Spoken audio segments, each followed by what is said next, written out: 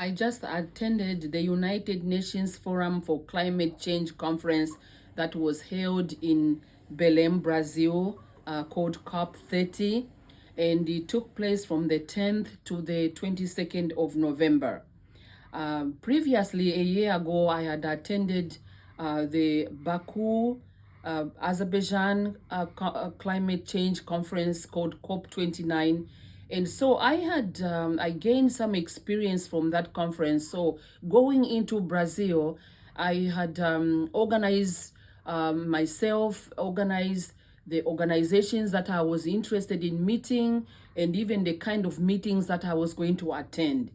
So that's what I did. Unfortunately, on the second day in Brazil, we faced some demonstrations. The native people of Brazil live in the Amazon, and the Amazon makes up 60% of the world's forests. So these native indigenous people have been caring for these forests for thousands of years. Now, during the COP 30 in Brazil, they were not invited to partake in the conference. So they were dissatisfied with that decision by the president. So they opted to demonstrations. So they were adamant that all the people that were attending the conference leave and the conference come to an end. Some attendees left, but I didn't. I was there to get some work done. And so I was determined to stay and get the work done. I was there to attend meetings as an indigenous woman. I was there to get things done. I was there to learn about a forest and how to restore forest and how to stop degradation. And I found out that needs education. Well, I am an educator. I have held several meetings with my community to tell them about the disadvantages of cutting trees. I was there to learn about bush burning.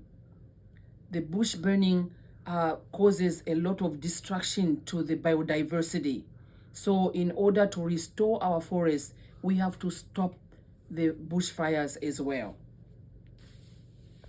I learned better ways of farming practices, better ways of preserving the soil for maximum production, conserving the soil, and helping the soil. And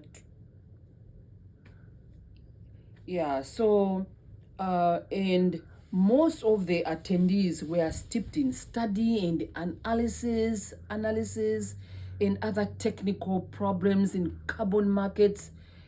I am one of the few in the front line in the trenches who is physically striving and physically doing the action on the ground, striving for a solution. It is a position that has caused to gain respect, and my ideas and advice we sought through was very well acknowledged. It was very unfortunate that the US government had no presence at COP 13 Brazil. We felt that absence. We were supported by WWF, and WWF was funded by USAID, and that funding was cut by United States government. Nevertheless, I was very aggressive in trying to meet other people that could help us. I was introduced to Absa Bank. I was introduced to Luxembourg Bank. I was introduced to the Rockefeller Foundation. So I am very excited about the contacts that I have met at COP 30. Towards the end of the COP, I had met an organization from Spain to do with climate change, and they really acknowledged what we were doing and wanted to have a private meeting with me to find a way forward, how they could come in to help us. And then suddenly a fire broke out in the blue zone inside the convention. People ran and we all had to leave, and most people thought this was the end. This was the end of the convention. Many people left during the fire. And during that night, I got a phone call from the organization in Spain asking to reschedule our appointment.